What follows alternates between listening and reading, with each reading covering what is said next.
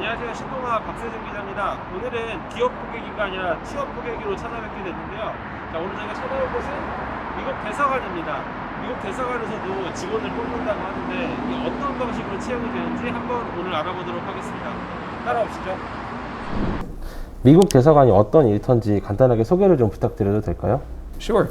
The U.S. mission to Korea is, in fact, two posts. We have an office here in Seoul, and we have an office in Busan. Our mission employs 215 Americans, as well as about 350 local staff. So between the two offices, we have around 550 employees. 저희 회사보다 많네요. It's a pretty big mission because Korea and the U.S. have a pretty important relationship. 말씀 주셨다시피 미국 대사관은 이제 한국 국적 직원과 미국 국적 직원들이 함께 일하는 곳인데요. 이 양국 문화 차이가 좀 있을 것 같은데 이런 것들은 좀 어떻게 대처하고 계십니까? Of course, and that is part of the beauty of working at the embassy. What I love about the mission here is that you have so much diversity between the Koreans from all around Korea and Americans all across the US. That is part of the beauty of working at the embassy here. And in fact, one of the greatest strengths that I find about the embassy is this diversity, the differences and the cross-cultural interests that we have. That's what makes it so unique and so special.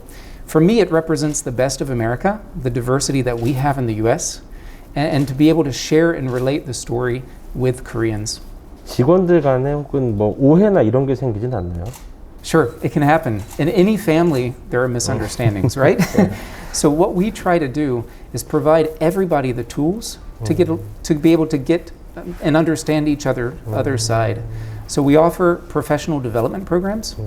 We offer language programs to help people better have those tools that they need to speak Korean or to speak English, so that misunderstandings don't happen as frequently. But when they do happen, we make sure people are equipped with the tools to understand the other side's perspectives. 지금까지 들어보면 미국 대사관 상당히 좋은 직장 중 하나인 것 같은데요. 고용 절차는 간단하게 어떻게 될까요?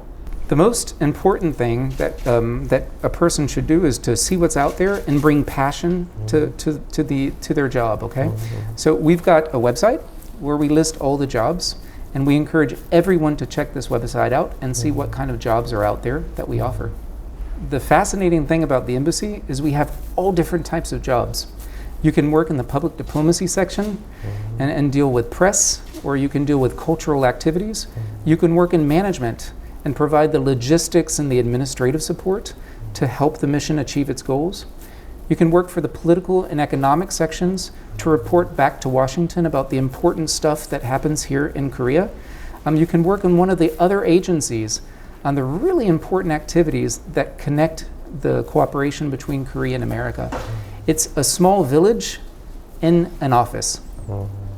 사실 여기 오기 전에 10명 정도 되는 취업준비생들한테 대사관 취업에 대해서 물어봤었습니다. 근데 이들 중 한 명도 대사관 취업 공고 온라인 사이트에서 본 적이 없다고 하더라고요.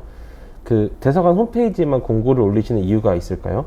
No, and clearly we need to do better to communicate that, right? And we will do that. In fact, we're working with our public diplomacy section to identify the sites where we can get these job offers out there so people can find them more easily, right? Some of the sites, Saramin, I believe, people in job, we're identifying these sites so that we can attract the most talented, diverse workforce possible. 혹시 대사관 직원이 다른 직원을 추천하는 제도도 운영하고 있나요? We don't have a referral system per se. What's important for us is that everybody from all walks of life have the opportunity to apply for a job, not just somebody who knows somebody. 되게 합리적이네요. 미국 대사관은 일반 이력서와 하나 더해서 CV라고 불리는 이력서를 내야 되는 걸로 알고 있습니다. 이 이력서랑 CV가 정확히 어떻게 다른 건가요? There's not too much of a difference. It's what we call it in our website. We call it a resume. A CV is pretty much the same thing. What we're most interested in is what the person can bring, what skills, what talents, what interests, and what passion can they bring to the job. That's the most important thing. It's not the sheet of paper that they send us. It's their background, their story, and how they want to contribute to the mission. 요즘 외국계 기업 같은 경우는 면접을 줌 온라인 화상회의로 하는 경우도 있는데 대사관은 어떻게 면접 전형이 진행되나요? Of course, we love to meet people and talk to them face to face, so we have that interaction. But of course, COVID has changed that a bit, right? So, what we do is we want to make sure that every person who interviews has the same equal opportunity in the interview process.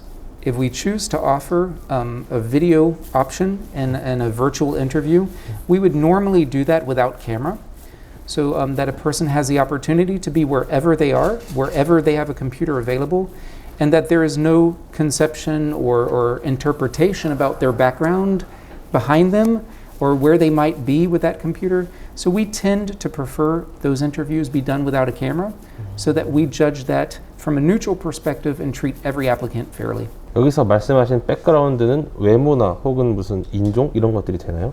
I'm sorry, I mean the background behind the person. You know, if a person goes to a coffee shop because they might not have an internet connection at home, or if a person doesn't have a separate room from the rest of their family, so they need to be in the living room or something, we like to know that that person has the freedom to talk with us and discuss with us without worrying about where they live or the situation that they're in, but also that we don't focus on other elements because we believe that we should judge everybody equally in the interview process.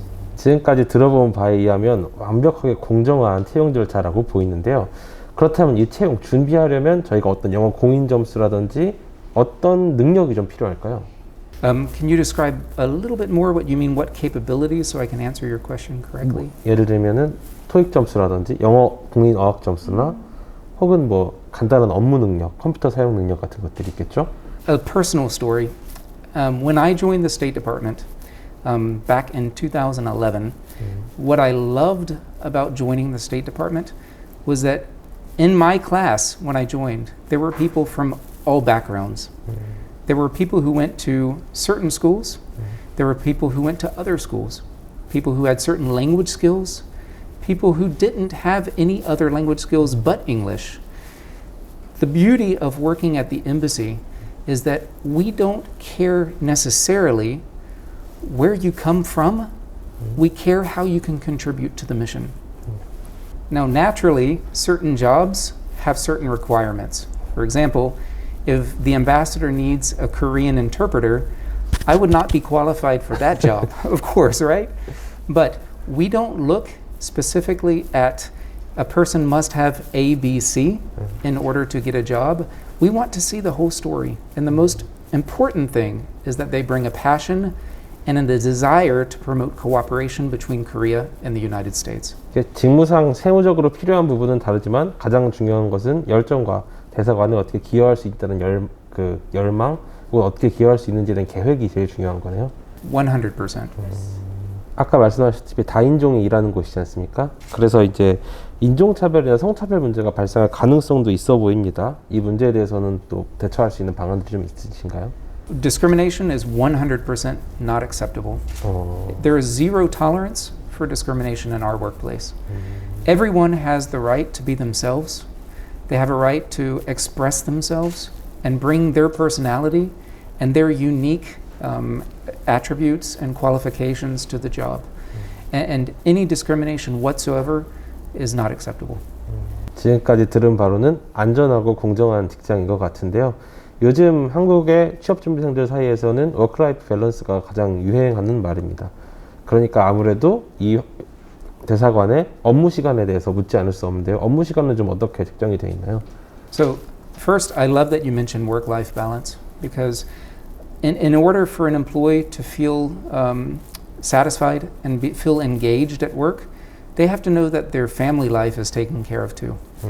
And I believe that we are a premier employer who respects that balance between work and family, or work and private life. And in fact, our hours are flexible based on the needs of the section and the needs of the employee. A silver lining that the pandemic brought was that we realized the ability to use flexible workplace flexibilities like telework within our jobs. So we offer employees the opportunity to telework based on the needs of the sections, so that they have flexibility to handle whatever situations they might face and still be productive contributors to the mission. 그럼 보통 코로나 이전에는 언제쯤 출근하고 언제쯤 퇴근하세요? It depended on what job. It depends on what job a person has. For certain jobs, that for example, the ambassador's executive assistant, if the ambassador has an appointment at 7 or 7:30, they might need to be at work in that case around 6 or 7, depending, right? But then, of course, they have that flexibility to go earlier. If a person has something that they needed to do in the morning, they could come a little bit later and work a little longer. So we provide those flexibilities to our employee as long as we're able to achieve the goal that we together as colleagues need to achieve. 한국은 기본적으로 하루 8시간 정도 일하는 게 원칙이긴 한데요. 뭐 대사관도 비슷한가요? Yes. One of the beauties about our job, about the embassy, is that we always follow the local laws. So you can rest assured that whatever Korea tells us their labor laws are, we are following those as well. So same system. 취업에 대해서 물어보는 자리니만큼 아무래도 임금 얘기를 하지 않을 수가 없는데요. 이게 미국 대사관의 임금이 대충 어느 정도 되는지 알 수 있을까요? You know, we have a lot of jobs. We have about 350 jobs. Those range from certain trade skills all the way up to specialists who handle advanced analytical topics on political reporting. So each job has a specific range. In that case, it's a little difficult to tell you the range in all because there are so many jobs. But what I can tell you is that we want to attract the most talented, diverse group of people that we can. For that reason, our compensation plan, we strive to appeal to people, to encourage people to apply for jobs, and to offer them a wage which is high and which competes successfully with the private sector. And another interesting example of compensation that we offer, you know, as you said, work-life balance, it's also about free time with your family. It's not only about salary, right? So at the embassy, we offer not only holiday time for Korean holidays, but you also get American holidays off. So the employees get on average about 25 days of holiday per year, and that's in addition to their annual leave. 그게 제일 끌리는데요. And our Korean colleagues love being able to go to stores when everyone else is working, and they have free time and no one around except them and the store. So that's really nice. 제가 가야 될 것 같은데. 아니 장난입니다. 사장님 보고 계세요. 장난입니다. 장난입니다. 네, 일단 인터뷰의 마지막 질문이 될 건데요. 이제 잠재적인 이제 취업자들이 될 저희 독자들한테 한 말씀 부탁드립니다. 뭐 꼭 이건 준비해야 된다든지 어떤 게 필요하다든지. I would say you must show us that you're passionate, that you have a desire to contribute to our mission. I think that's the most important thing. I'd like to say that the most valuable part of working in an environment with Korean and Americans together is the diversity that we share as a team. It's so encouraging speaking to the employees, to the 32-year-old colleague who I spoke to the other day, a female who just took on a new leadership position in one of our sections. She came and spoke to me about how much pride she had to be a leader of her section at such a young age as a female within the embassy. And to see her contribute with that passion and that pride, and to know that that passion that she brings really helps us succeed as a mission together, it's a wonderful thing. So I encourage everyone to apply, show us what they're bringing and how they can contribute, show us that passion, and I look forward to meeting you. 추가로 하나만 더 질문 드릴게요. 아까 32살이라고 하셨는데 이게 연령 제한이 있나 궁금해서요. So we follow Korean law, and in Korea, the maximum age to have a job is 65. Yeah. So you can apply up to the age of 64. Yes, and we value that because people who have done other jobs, they bring their own unique stories, and that experience that they brings more diversity and more success to our organization.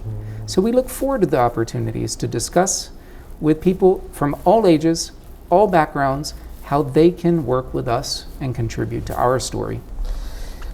Thanks for this. 오늘은 그 미국 대사관 인사담당자 마이클 에그너 씨와 함께 미국 대사관의 채용 절차에 대해 알아봤습니다. 그럼 저희 또 많은 지원자들을 기대하면서 여기서 인사드리겠습니다. 그럼 이만. 감사합니다.